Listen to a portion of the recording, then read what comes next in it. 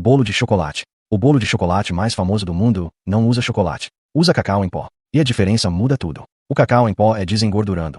A manteiga de cacau foi removida no processo. Isso significa que o bolo precisa de outro tipo de gordura para ficar úmido. Óleo vegetal, manteiga, ovos. O bolo de chocolate com chocolate derretido de verdade é mais denso, mais rico e mais intenso. É tecnicamente outro produto com o mesmo nome. O segredo do bolo de chocolate perfeito é o café. Uma xícara de café forte na massa não deixa o bolo com gosto de café. Ela intensifica o sabor do cacau porque os dois compartilham compostos aromáticos similares. É o truque que toda confeitaria profissional usa e quase nenhuma receita caseira menciona. O bolo de chocolate que você conhece provavelmente nunca foi feito do jeito certo. Bolo de cenoura. O bolo de cenoura brasileiro é completamente diferente do carrot cake americano. E a maioria dos brasileiros não sabe que são dois produtos distintos com o mesmo ingrediente principal. O carrot cake americano é feito com cenoura ralada. Você vê os pedaços. A textura é densa e úmida. O bolo de cenoura brasileiro bate a cenoura crua no liquidificador com óleo antes de misturar. A cenoura vira líquido. Desaparece completamente na massa. O resultado é uma massa lisinha, levíssima e com aquela cor laranja vibrante que não existe no carrot cake. A cobertura também é oposta. O americano usa cream cheese frio e denso. O brasileiro usa ganache de chocolate quente que escorre pelas bordas. São filosofias completamente diferentes de bolo, dentro do mesmo nome. E o brasileiro é superior em textura. Qualquer confeiteiro sabe disso, mas poucos admitem. Bolo de aniversário. O bolo de aniversário com velas foi inventado na Alemanha, no século XVIII. Chamava Kinderfest, festa da criança. Uma vela para cada ano de vida, mais uma para o ano que vinha. A tradição de apagar as velas e fazer um pedido veio da crença de que a fumaça carregava o desejo até os deuses. O bolo de aniversário brasileiro tem uma particularidade que não existe em nenhum outro país. O chantilly industrializado que cobre 90% dos bolos de festa no Brasil não é chantilly de verdade. É gordura vegetal hidrogenada batida com estabilizante e aroma artificial de baunilha. O chantilly de verdade é feito de creme de leite com alto teor de gordura batido até firmar. O sabor é completamente diferente. Mais leve, mais fresco, mais real. Mas derrete em 2 horas fora da geladeira. Por isso as confeitarias preferem a versão industrial. A praticidade venceu o sabor. Como quase sempre acontece na indústria alimentícia. Bolo de fubá. O bolo de fubá é um dos poucos bolos brasileiros com origem completamente documentada. Nasceu em Minas Gerais no século XIX como alternativa ao trigo que era caro e difícil de importar. O fubá é farinha de milho moída. Produto abundante, barato, fácil de armazenar. Mas fazer bolo com fubá tem um problema técnico sério. O milho não tem glúten. Sem glúten, a massa não tem estrutura. Desmorona ao sair da forma. A solução mineira foi adicionar ovos em quantidade generosa para criar estrutura proteica. E erva doce, que além do sabor característico, tem óleos essenciais que ajudam a segurar a umidade. O resultado é aquela textura úmida e levemente granulada que não existe em nenhum outro bolo. O bolo de fubá com goiabada é a combinação mais brasileira que existe em confeitaria. O azedo da goiabada contra o milho doce e a erva doce criam um perfil de sabor que nenhum país do mundo tem.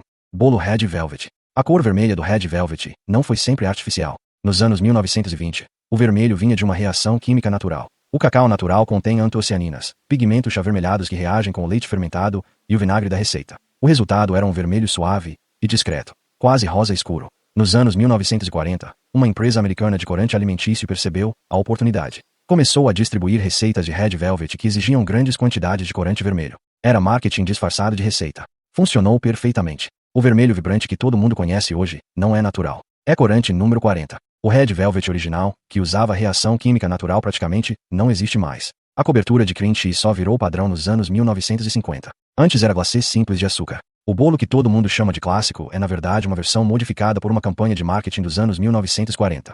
Bolo de rolo. O bolo de rolo é pernambucano. E é um dos bolos mais tecnicamente difíceis do Brasil. Cada camada tem menos de 2 milímetros de espessura. Um bolo de rolo completo tem entre 15 e 20 camadas. Cada uma assada, separadamente. A massa é espalhada fininha numa forma, assada por minutos, recheada com goiabada e enrolada quente. Se esfriar antes de enrolar, racha. Se a camada for muito grossa, não dobra. É uma janela de tempo de segundos para cada camada. Os confeiteiros pernambucanos que dominam a técnica levaram anos aprendendo. A origem é portuguesa, veio dos bolos enrolados da confeitaria portuguesa do século XIX. Mas a goiabada como recheio é 100% brasileira. Em Portugal usavam doce de ovos. O bolo de rolo tem indicação geográfica de Pernambuco, como o champanhe da França. Para ser chamado de bolo de rolo, precisa ser feito em Pernambuco com a técnica tradicional. Bolo de prestígio. O bolo de prestígio é uma invenção brasileira que virou clássico, sem que ninguém percebesse. Surgiu como versão em bolo do bombom prestígio da Nestlé, chocolate com cocô. A confeitaria brasileira pegou o conceito do bombom e transformou em bolo de festa. O recheio de cocô com leite condensado cria uma textura completamente diferente dentro da massa de chocolate. O cocô úmido contrasta com o chocolate intenso. É uma combinação que funciona por oposição de textura e sabor. A cobertura de ganache de chocolate por cima sela tudo e cria aquele corte limpo que toda confeiteira quer. É um dos bolos mais vendidos em confeitarias brasileiras há 30 anos. E ainda hoje a maioria das pessoas não sabe que ele foi inspirado num bombom industrializado. A confeitaria brasileira tem esse talento único de pegar produtos industriais, se transformar em receitas afetivas. O brigadeiro com leite condensado. O bolo de prestígio com bombom. A mesma lógica. Bolo de mel, de engenho. O bolo de mel não é feito de mel de abelha. É feito de mel de cana, melaço. É o bolo mais antigo ainda produzido em larga escala no Brasil. A receita original veio da Madeira, ilha portuguesa, com os colonizadores no século XVI. O mel de engenho substituiu o açúcar refinado que era caro e escasso no interior do Brasil colonial. A receita original tem especiarias que hoje parecem absurdas num bolo. Canela, cravo, anis, pimenta do reino.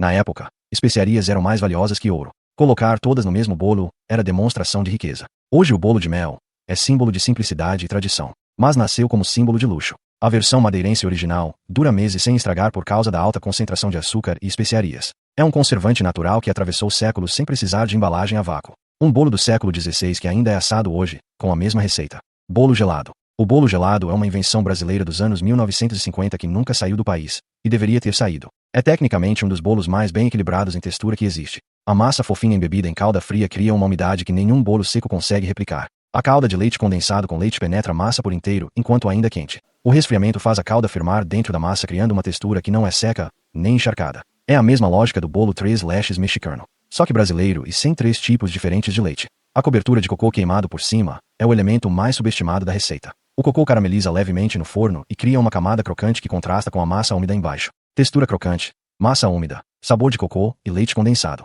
É um bolo que resolve todos os problemas de textura ao mesmo tempo. E quase ninguém fora do Brasil sabe que existe. Bolo de pote. O bolo de pote foi inventado durante a pandemia e virou um dos maiores fenômenos da confeitaria brasileira dos últimos anos. Com as confeitarias fechadas em 2020, confeiteiras caseiras precisavam de uma forma de entregar bolo sem estragar no transporte. A solução foi montar o bolo diretamente no pote plástico de entrega. Camadas de massa, creme e cobertura empilhadas verticalmente em vez de horizontalmente. O resultado era visualmente diferente, fácil de transportar e com uma proporção de recheio e massa que o bolo tradicional não tem. Mais recheio do que massa, que é exatamente o que todo mundo quer mas nunca admite. O bolo de pote explodiu nas redes sociais. A estética das camadas coloridas era perfeita para a foto. Em 2021 e 2022, confeiteiras caseiras faturavam R$10 mil por mês vendendo bolo de pote pelo WhatsApp. Um produto criado pela necessidade da pandemia virou categoria permanente da confeitaria brasileira. A crise criou o produto criou o mercado criou a profissão. Em 2 anos de pandemia,